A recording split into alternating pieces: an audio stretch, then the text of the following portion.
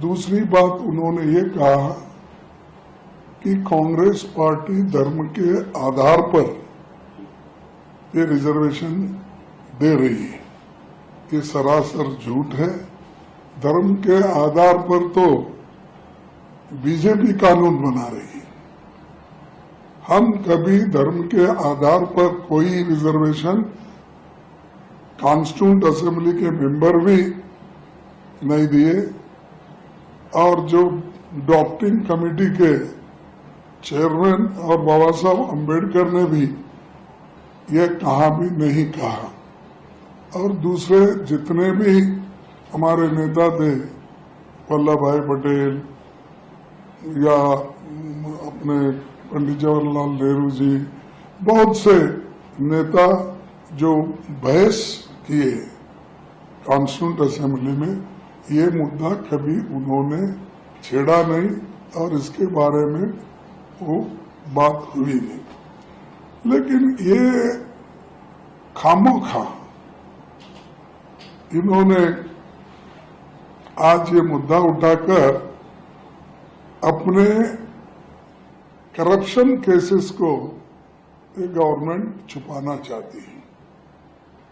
ये जो जुडिशरी में बहुत बड़ा करप्शन हुआ और इससे पहले भी जो सरकार में बहुत से करप्शन हो गए, ये मुद्दे अपोजिशन पार्टी उठाना नहीं, इसीलिए उन्होंने ये आधार समझ के उन्होंने कि मुसलमानों को रिजर्वेशन दे रहे, फलाना दे रहे। ये हमारे कांग्रेस पार्टी में या इससे पहले चाहे कोई भी पार्टी हो कर्नाटक में, या कांग्रेस हो या बीजेपी हो या जेडीएस हो या जेडीयू हो, इन्होंने सब मिलके उस वक्त के रिजर्वेशन को एक्सेप्ट किया।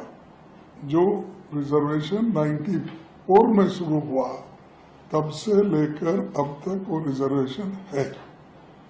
और उसके लिए ये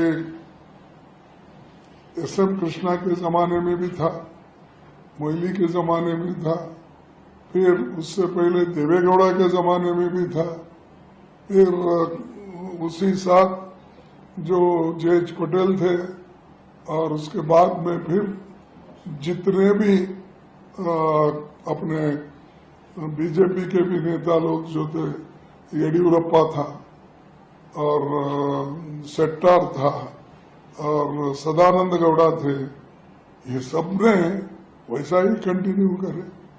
और कुमार स्वामी के जमाने में भी कंटिन्यू रहा, धर्म सिंह जी के जमाने में भी कंटिन्यू रहा, और अब तक वो कंटिन्यू है। लेकिन उनको क्या दर्द है?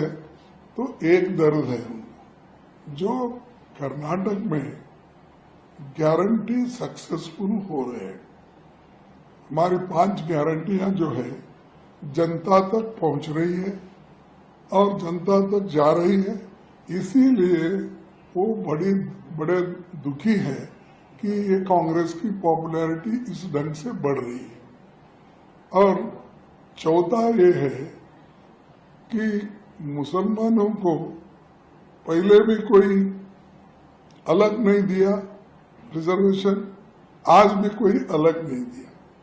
जो मोदी जी ने अपने वक्त अपने स्टेट में उन्होंने मुसलमानों को ओबीसी में डाला था, और जो ओबीसी को जो भी सहूलतें मिलना चाहिए वो वहां के चंद मुसलमानों को भी मिल रहा है। और यही महाशय थे जिन्होंने, मोदी जी ने खुद अटल बिहारी जी वाजपेयी के वक्त रेकमेंड किया कि ये स्टेट लिस्ट जो हमने लागू किया, इसको आप सेंट्रल लिस्ट में भी डालकर लागू करो। तो ये सब उन्होंने भी किया, लेकिन हमने तो ये बैकवर्ड क्लास के कैटेगरी में डाल के, जैसा कि हमारे पास क्या है, ए बी है, B2 है, 3 है, 3A है, 3B, ऐसा 5 कैटेगरीज करके हमने सबको न्याय दिलाने की कोशिश की।